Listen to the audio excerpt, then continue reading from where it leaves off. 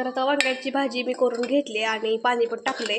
तर थोडंसं पाणी टाकलेलं आहे कारण की मला ग्रेव्ही टाईप बनवायची आहे भाजी. नमस्कार, मी तेजी तुमचं सर्वांचं स्वागत करते माझ्या एका नवीन व्हिडिओमध्ये. तर आज आहे गुरुवार आणि संध्याकाळची वेळ आहे. तर मी स्वयंपाक करायला लागलेले आहे. तर इकडं बघा कुकर व्हायला लागलेला आहे. आता शिट्टी होईल कुकरची आणि थांबा.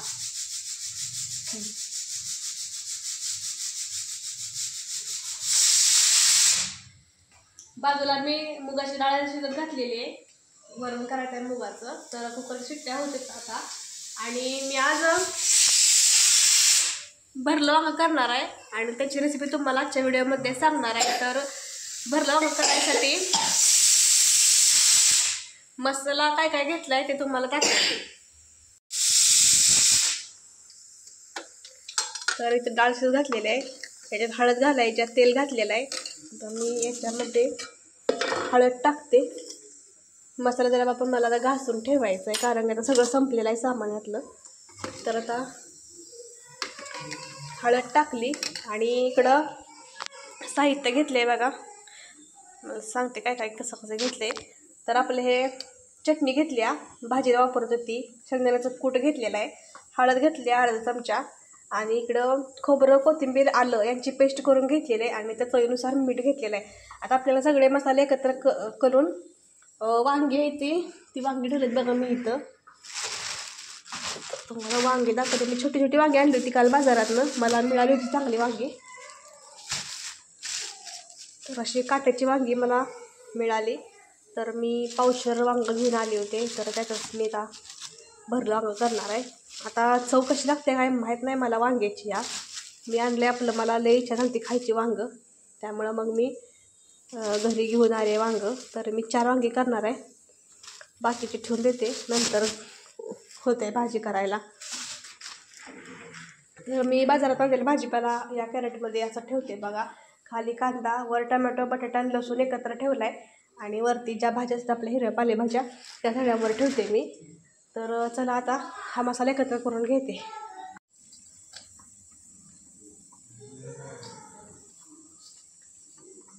मसाला एकत्र करते आणि थोडंसं पाणी या मिक्सरच्या भांड्यात जे मसाला बारीक केला नाही मी खोबरं लसूणचा, त्या भांड्यात पाणी ओतलेलं आहे. तर त्या पाण्यानं ओलं करते मी थोडं.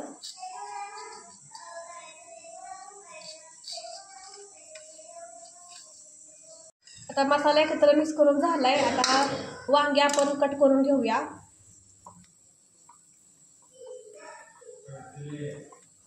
तर हे वांग मी पहिल्यांदा आणलेलं आहे कासेगावमध्ये बाजारात. मी आज वांग खात नाही कारण की पहिला सुरुवातीला आलतो आम्ही राहिलं त्यावेळी वांग आणलं होतं, पण ह्या वांग्याला काही चव लागली नव्हती. त्यापासून मी हे वांग कधी आणलंच नाही. आता बरेच दिवस झालं मसाला वांग खाल्लं नव्हतं, म्हणजे भरलं वांग. तर म्हणलं घेऊन जावं आणि करावं, कसं लागल तसं लागल. तर वांग चांगलं आहे, बाजूला ठेवते इथं. तर या पद्धतीने सगळी वांगी मी कट करून घेते. आता वांगे सगळी चिरून घेतली, देठं पण काढलेत. तर वांगी धुवायची राहिली होती. तर वांग मी नळाखाली फक्त आता धुवून घेते आपलं वरचीवर. आणि ते पडलं.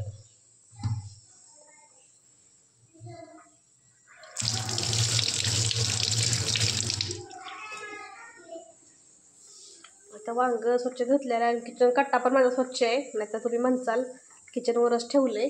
तर आता मी मसाला भरून घेते.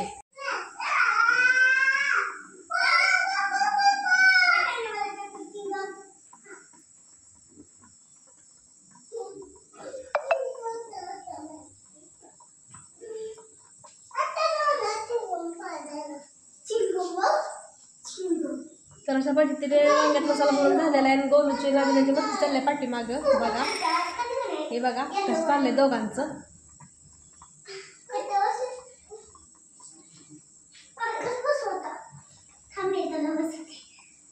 तर आता मी वांग्याची भाजी करायला घेतलेली आहे आणि मोहरीसाठी हे तेलात जिरं मोहरी फोडणीला देते. तेल तापत ठेवलं आहे. जिरं मोहरी चांगलं भाजलं की त्यात मी वांगी टाकणार आहे.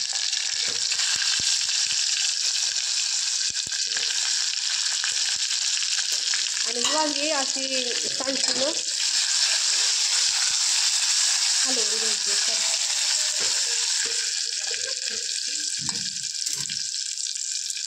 तर इकडं डाळ पण शिजायला लागलेले आणि मी डाळीत घालण्यासाठी पाणी गरम करत ठेवलं. इकडं गरम पाणी घालायचं. तर पाणी थोडं उकळू दे, मग टाकते.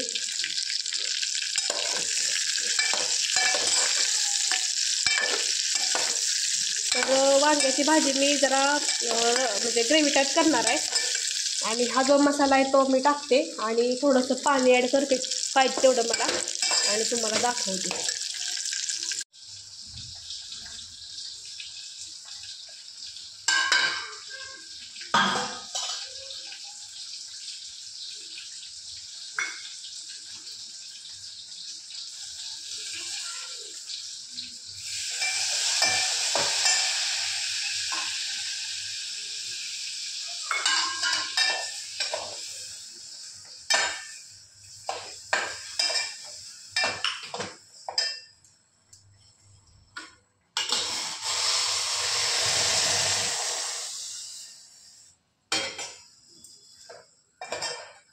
तर आता वांग्याची भाजी मी करून घेतली आणि पाणी पण टाकले.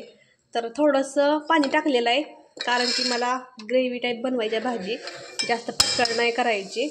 तर हे उकळी आली की बारीक गॅस करून ठेवायचा आणि वांगे आहेत ना सारखी आलटून पालटून करायचं म्हणजे वांगं चांगलं शिजते, एका बाजूला कच्चं राहत नाही. तर आता इथं डाळीत पाणी टाकलं मी आणि डाळ शिजायला लागलेली आहे बघा. मुगाची डाळ आहे फक्त आणि लगेच शिजते मुगाची डाळ. आज मुगाच्या डाळीचं वरण खायची इच्छा झाली होती, त्यामुळे म्हटलं मुगाच्या डाळीचं फक्त वरण करायचं. आणि आता हे असं शिजू दे. बाकी आता डाळ शिजली की मी वरण करणार आणि नंतर मग भाकरी करणार. आता डाळ पण बघा शिजायला आले, थोडा वेळ अजून ठेवले तर शिजते. आता इकडं डाळ पूर्णपणे शिजलेली आहे बघा, पूर्ण अशी विरघळले डाळ. आता रवीनं घुसळायची याला आणि इकडं वांग्याला मी थोडं झाकून ठेवलं होतं वाफेवर शिजायसाठी. तर तुम्हाला दाखवते फायनल लूक वांग्याचा, काय भारी दिसते बघा. आणि वांगं पण शिजलेलं आहे. तर असं मस्तपैकी चमचमीत वांगं तयार झाले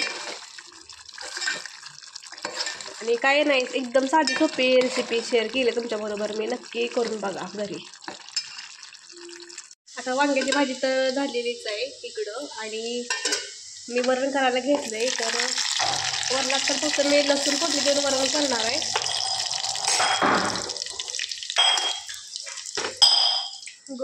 गोल्या पण आले दमवायला मला. आता मगापासून काही गोलूला घेतलं नाही मी, सारखा येतोय आज कट्ट्यावर चढतोय असं आणि तिथं जातोय बेसिनजवळ खेळायला. पाणी पिडलंय नुसतं पोरानं, शेगा कसा करतोय. त्याचा वेगळाच खेळ चाललाय पाण्यात खेळायचा. तर आता हे लसूण भाजलं आहे तर चांगली